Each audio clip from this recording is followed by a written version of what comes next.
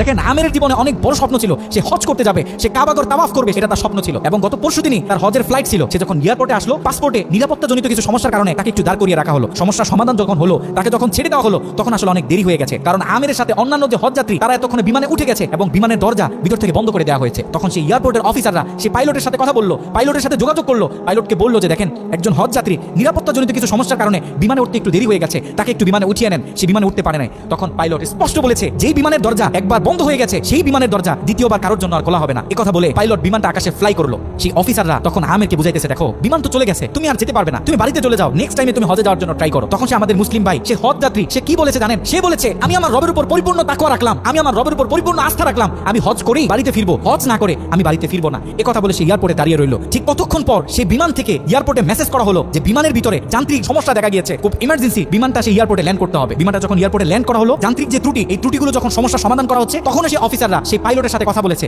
যে দেখেন কোনোভাবে এই যাত্রীটা একটু নেওয়া যায় কিনা, সে তো হজ করার উদ্দেশ্যে বাড়ি থেকে বের হয়েছে, সে তো বাড়িতে যেতে চাচ্ছে না, হজ না করে তাকে একটু নিয়ে নেন। তখন সে পাইলট বলেছে যে না, এই বিমান একবার দরজা বন্ধ হয়েছে, সৌদিতে যাওয়ার আগে এই বিমানের দরজা দ্বিতীয়বার কারোর জন্য আর খোলা হবে না। একথা বলে সেই পাইলট আবারও বিমানটা আকাশে ফ্লাই করালো। তখন সে অফিসাররা আমেরকে গিয়ে বোঝাচ্ছে, দেখেন মনে কষ্ট পাবেন না, এরকম মাঝে মাঝে হয়, আপনি বাড়িতে চলে যান, যেহেতু হজের নিয়ত করেছেন, আপনার একিনটা যেহেতু সলিড, আপনি যেহেতু একেবারে সহি নিয়ত করেছেন, অবশ্যই আল্লাহ পাক আপনাকে হজ করতে দিবে। আমের তখনও বলতেছে আমার রবের উপর আমার পূর্ণ আস্থা আছে, আমি তো আমার রবকে চিনি, সে আমাকে হতাশ করবে না, সে আমার মনের আশা রাখবে, আমি হজ করেই বাড়িতে ফিরবো। এই কথা যখন বলতেছে, এর ঠিক কিছুক্ষণ পরে আবারও সেই বিমান এয়ারপোর্টে মেসেজ করলো যে বিমানের ভিতরে এখন আগের চেয়ে বেশি কিছু যান্ত্রিক ত্রুটি দেখা গিয়েছে, বিমানটা আকাশে ফ্লাই করতেছে না, বিমানটা ইমার্জেন্সি আবার এয়ারপোর্টে ল্যান্ড করতে হবে। বিমানটা যখন এয়ারপোর্টে ল্যান্ড করলো, তখন সে পাইলট নিজে বিমান থেকে নেমে সে অফিসারদেরকে বলতেছে, সে হজ যাত্রী কই, যাকে ছাড়া আমরা মক্কার উদ্দেশ্যে রওনা দিলাম, তাকে আমার হাতে তুলে দেন। আমি যতটুকু বুঝতেছি, তাকে ছাড়া এই বিমান যতবারই আমরা আকাশে ফ্লাই করব, মক্কার উদ্দেশ্যে রওনা হব, আমার মনে হয় না যে এই বিমান স্বাভাবিকভাবে মক্কাতে গিয়ে পৌঁছাবে। তখন সে পাইলট সে আমেরের হাত ধরে নিজে নিয়ে সে বিমানের ভিতরে বসিয়ে দিল। দেখেন আল্লাহ পাক তো স্পষ্ট বলতেছে, ওয়া ইয়াতাওয়াক্কাল আলাল্লাহি ফাহুয়া হাসবু,